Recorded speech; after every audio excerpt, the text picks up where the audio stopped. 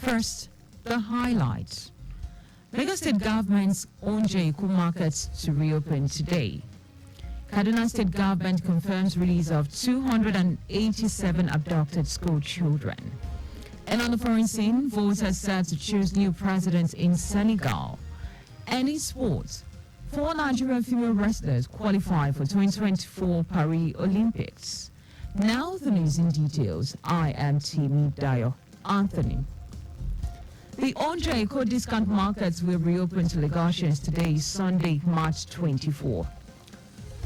Commissioner for Information and Strategy, Gbenga Motosho, in a statement said the detailed location of the Onje markets can be found on all Lagos State government social media platforms, Facebook, Instagram, X, and www.lagostate.gov.ng.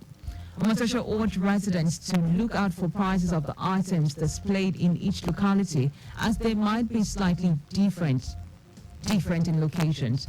The market comprises discounted food items such as rice, beans, gari, bread, egg, and perishables such as tomatoes, pepper, brodo, and onions. Residents have hailed the administration of Governor Babajide Sanwo-Olu for the Onje Market Pilot Scheme, which commenced on Sunday, March 17, for bringing the initiative to all 5 divisions of the state. Members of staff of the Lagos State Office for Disability Affairs, LASCODA, have undergone a 2-day training of trainers program on mental health and psychosocial support. The training was organized by the Association for Reproductive and Family Health, ARFH, in collaboration with the United States Agency for International Development, USAID. It focused on the fundamental principles of mental health, its impact on persons with disabilities, PWDs, and the necessary psychological support required for the demographic. Expressing gratitude to the organizers, General Manager of LASCODA, Adenike Oyetunde Lawal, described the training as the first of its kind for LASCODA and ARFH, stressing the importance of equipping all agency members with the ability to identify mental health concerns, both for individuals and PWDs. She noted that the training would enhance inclusivity in program implementation and enable LASCODA to prepare and engage various clusters in subsequent trainings. In line with the scheduled rehabilitation of Asolo Bridge in Ikorodu by Office of Infrastructure, Lagos State government has announced a traffic diversion away from the bridge from Saturday, 23rd of March. Commissioner for Transportation, Oluwaseun Osiemi, in a statement said, as a result of rehabilitation, Asolo Bridge will be cut off partly from Mile 12 to Goluncho. Osiemi noted that alternatives have been provided for motorists during the 2 phases of the repair works. During the first phase of the repair, motorists heading to Goluncho Ikorodu Garage from K2 will be diverted into the BRT corridor from Owita J bus stop and will exit the lane at Mechanic Workshop to continue their journeys. Also, motorists on the service lane heading towards K2 Mile 12 access from Ogulunto Ikorodu Garage will be diverted to the BRT corridor at Mechanic Workshop and exit by Owita J bus stop at Ajegunle to continue their journeys.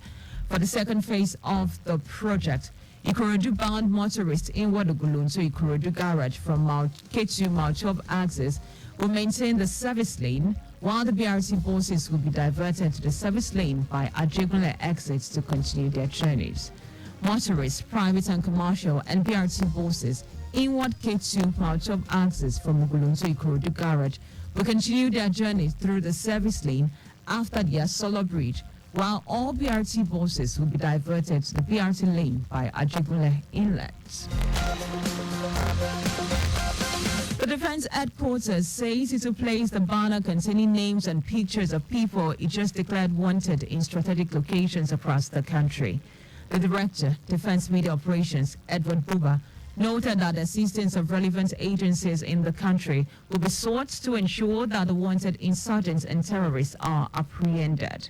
He also noted that their names and pictures will be submitted to embassies and airports in the country for easy recognition and arrest of the wanted suspects. Buba urged citizens to cooperate with the military by reporting to security agencies whenever any of the wanted terrorists is sighted. It will record that the defense headquarters are declared no fewer than 97 persons, including terrorists and insurgents, among others, for allegedly being behind the violent crimes in the country. And now to the rest of the stories. Kaduna State government has announced the release of 287 school children kidnapped from Kuriga, Chukun local government area of the state. Governor Uba Sani, in a statement, appreciates President Bola Tinubu for prioritizing the safety and security of Nigerians, and particularly ensuring that the abducted Kuriga school children were released unharmed. The governor also appreciated the courage of the officers of the Nigerian Army for seeing to the successful release of the school children. On March 7, the school children from LEA Primary School and Government Secondary School, Kuriga, were abducted by the hoodlums who took them into the forest. The abductors demanded 1 billion naira for their release, while giving a deadline of March 27, 2024 for payment of ransom. The West African Examinations Council, WAEC, has announced the election of former Pro-Vice-Chancellor, University of Sierra Leone, Thomas Bari Maverick Yoma, as the 21st chairman of the council. This was announced at the end of the 72nd annual council meeting of WAEC held in Freetown, Sierra Leone. It succeeds Ato Esuman from the Republic of Ghana. The chairman of council, Ato Esuman, at the end of the meeting, gave kudos to the governments of members country and officers of the various ministries of education for maintaining strong ties with the National Office of WAEC. He assured them that his brief sojourn in the council, during which he had the opportunity of collaborating with them to render service to the people of West Africa's sub-region, will remain a vital part of his life history. Today is World Tuberculosis Day. Each year, the day is commemorated to raise public awareness about the devastating health, social and economic consequences of tuberculosis, also known as TB, and to step up efforts to end the global TB epidemic. The date marked the day in 1882 when Dr. Robert Koch announced that he had discovered the bacterium that causes TB, which opens the way towards diagnosing and curing this disease. This year's theme, Yes, We Can End TB, conveys a message of hope that getting back on track to turn the tide against TB epidemic is possible through high-level leadership, increased investments, and faster uptake of new World Health Organization's recommendations. And now to the foreign news. After weeks of political unrest, people in Senegal are voting for a new president. 17 candidates are on the ballot, each hoping to replace President Macky Sall, who is barred from running again after reaching the second term limit. The election had been due to take place last month, but Sall postponed it, triggering deadly opposition protests and a democratic crisis. Senegal had until then been praised as a bastion of democracy in West Africa. 7 million people are eligible to vote on Sunday's election. Results are expected within days, and a second round is likely because of the large number of contestants. It will interest you to know that the candidates need more than 50% of the votes to be declared the winner.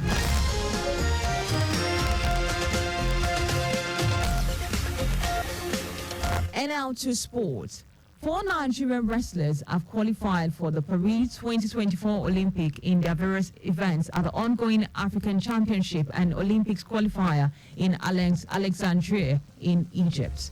The wrestler will now join Odunayo Adekuroye, who secured qualification in 2023 after winning a bronze medal in women's 57-kilogram category at the World Championship in Belgrade.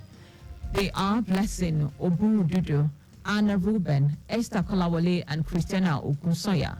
5 female wrestlers will represent the country in the Paris in 2024 Olympics. Just before we go, please do not drive beyond specified speed limit. You can follow us and like all our various social media platforms. X, formerly Twitter, Traffic Radio 961. Instagram, Lagos Traffic Radio 961. Watch us live on Facebook, Lagos Traffic Radio 96.1 FM. And on YouTube, please subscribe and watch all our previous programs and news on our channel, Traffic Radio 961. Now, did you know that the Sanwo-Olu administration renovated 5 libraries in Epe, Badagry, Etiosa, Amuadofin, and Ikorodu? You can get more details on Lagos State Government's website. To end the news, here are the highlights of the major stories. The Onja Eco-Discount Markets will reopen to Lagosians today, Sunday, March 24th. Kaduna State Government has announced the release of 287 school children kidnapped from Kuriga, Chikun local government area of the state. We also told you that after weeks of political unrest, people in Senegal are voting for a new president. And in sports, 4 Nigeria wrestlers have qualified for the Paris 2024 Olympics in their various events at the ongoing Africa Championship and Olympic qualifiers in Alexandria in Egypt. For contact with the newsroom, please send a message to info@trafficradio961.ng. That ends the news broadcast compiled by Adewale Lo.